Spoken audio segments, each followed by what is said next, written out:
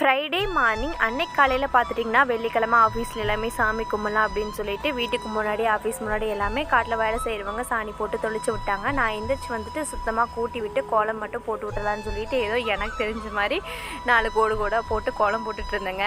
எப்படி இருக்குன்னு சொல்லிட்டு மறக்காமல் கமெண்ட்டில் சொல்லுங்கள். ஏதோ ஃபஸ்ட்லாம் போட்டு நல்லா போட்டுட்டு இருந்தேன் கொஞ்ச நாள். இந்த மார்கழி மாதம் மட்டும் கொஞ்சம் ப்ராக்டிஸ் ஆகுங்க. கொஞ்சம் கேப் விட்டு அப்படியே எந்த டிசைன் போட்டதுன்னு குழப்பி ஏதாச்சும் நான் போட்டுட்ருவேன்.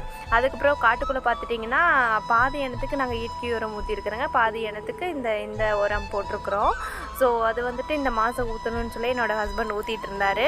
நான் வந்துட்டு இங்கே எல்லாம் தண்ணி ஓடிட்டு இருந்துச்சுங்க. செடிகளுக்கு எல்லாமே தண்ணி கரெக்டாக குட்டி யோஸ் போட்டுட்ருக்கோம். எடுத்து போட்டுட்டு அத்திப்பழம் நிறையவே இருந்துச்சு மரத்தில். 2 அண்ணா பிடுங்கி சாப்பிடலாம் அப்படின்னு சொல்லிட்டு நல்லா வாஷ் பண்ணிவிட்டு சாப்பிட்ருந்தேன்.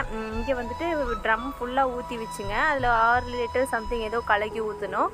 இந்த மாதிரி தாங்க இருக்கும் உரம் பார்க்கறக்கு. இயற்கை உரம் தான், எந்த ஒரு கெமிக்கலும் யூஸ் பண்ணாமல் பண்ணது. எல்லாமே ஊற்றி விட்டுட்டு இன்றைக்கி குட்டி பேபிக்கு தலை குளிச்சு விட்டுடலாம். 2 வெள்ளிக்கிழமை குளிச்சாச்சுங்க. நான் ஒரு வெள்ளிக்கிழமை மட்டும் குளிக்காமல் இருந்துச்சு. சரி ஓகேன்னு சொல்லிட்டு இந்த வெள்ளிக்கிழமை குளித்தா 3 வெள்ளிக்கிழமையும் குளிச்சு முடிஞ்சுது. 3 நாள் நாங்கள் குளிப்போம் தலைக்கு. ஸோ எல்லா டேஸும் குளிச்சாச்சுங்க. வெள்ளிக்கிழமை மட்டும் குளிக்காமல் இருந்தது.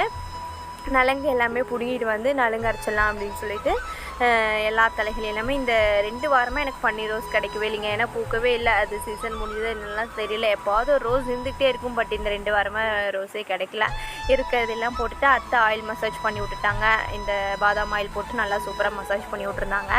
சூப்பராக ஆயில் மசாஜ் பண்ணி ஜம்முன்னு குளிச்சுட்டு வந்து தூங்கிட்டாருங்க. இன்றைக்கி நான் வியர் பண்ணியிருக்கேன் இந்த குர்தா செட் பார்த்திங்கன்னா டாப் ஷாலு பேண்ட்டோடு வந்துருங்க. வியர் பண்ணுறதுக்கு அவ்வளோ சூப்பராக இருந்துச்சு. லுக் வைஸும் நல்ல கம்ஃபர்டபுளாக இருந்துச்சுங்க. பார்க்குறக்கும் நீட்டாக இருந்துச்சு. கவிட்ஸ் குர்தா ஸ்டோருங்க இன்ஸ்டாகிராம் பேஜ்லேருந்து வாங்கியிருந்தேங்க. பேஜ் ட்ராக் பண்ணியிருக்கேன். மறக்காமல் செக் பண்ணிவிட்டு ஃபாலோ பண்ணிக்கோங்க.